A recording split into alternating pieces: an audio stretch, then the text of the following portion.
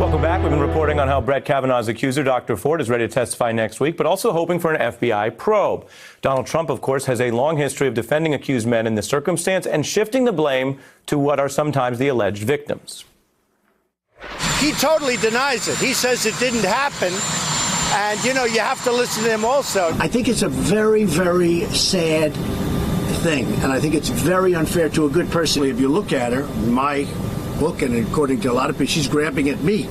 And he's acting as an intermediary and trying to block her from doing that. And I've always found him to be just a very, very good person. And by the way, a very, very talented person. Look what he's done. So I feel very badly. It's a obviously tough time for him. He did a very good job when he was in the White House.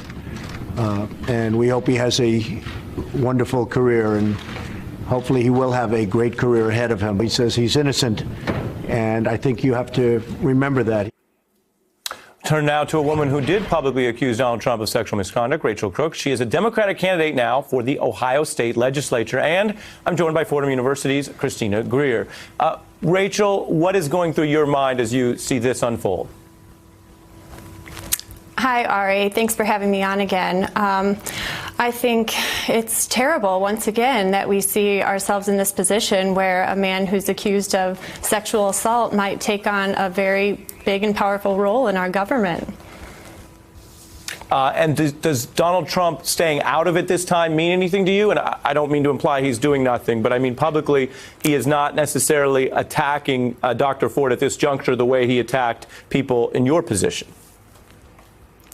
Right. I think, I'll never pretend to know what's going on in Donald Trump's mind, but I imagine he's getting some good advice that he should be softening his rhetoric with the upcoming elections, and this being the year of the woman, and, that there's going to be, we're just tired of having misogynistic men in politics. So I'm sure he's shying away from it in that regard, but I don't want to hold him up on any kind of pedestal. I mean, he still has mocked the Me Too movement, questioning why women come forward years later.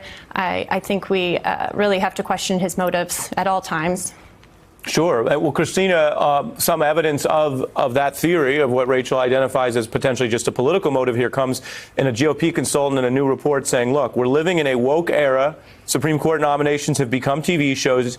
If your cast is mostly older, white Republican male senators, you have issues in that environment. That, of course, coming from someone who is actually rooting for Republicans. Mm-hmm.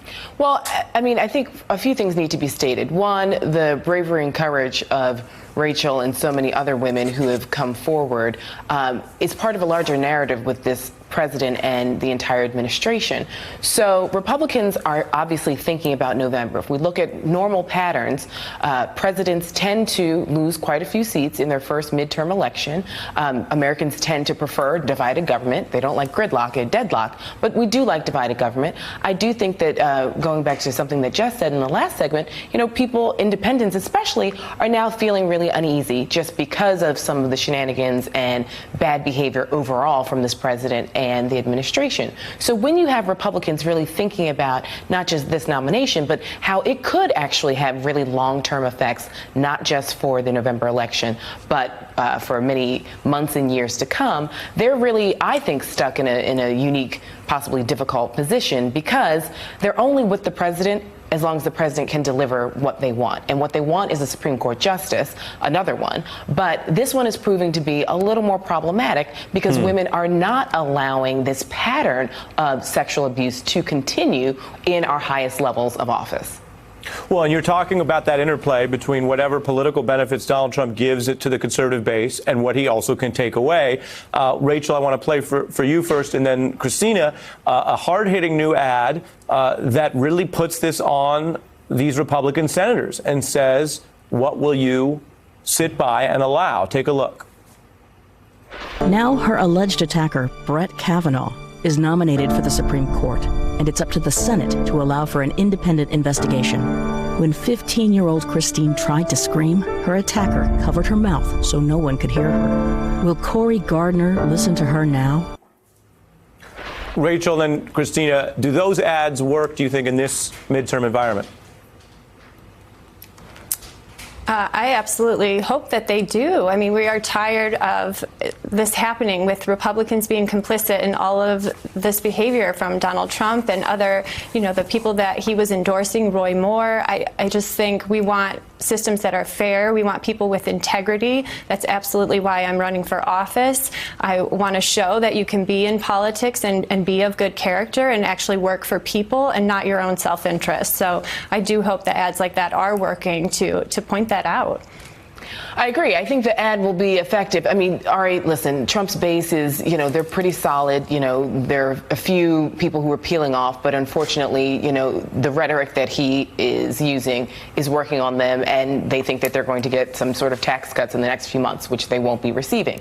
Where that ad will be effective is to motivate Democrats to come out in a midterm election. Oftentimes, Democrats underperform in midterm elections, and that's how we oftentimes get state house takeovers. We get more Republican governors during these time periods because Democrats just have not been participatory, largely because Democrats are the party that house marginalized communities, more working class people, and much younger people. This time, I think people are very inspired and outraged and enraged and will actually take November seriously. Even if they didn't possibly participate in the primary, they're now seeing their elections actually have major consequences for not just the presidency, but for the Senate. And now we're seeing how your elections can affect the judiciary, even though it's an appointed office, but for life.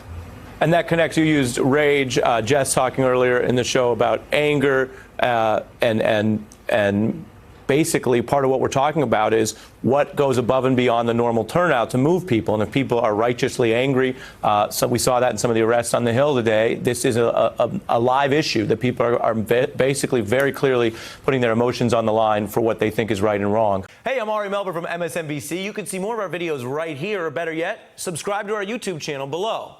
You could have been anywhere in the world, but you're here with us, and we appreciate that.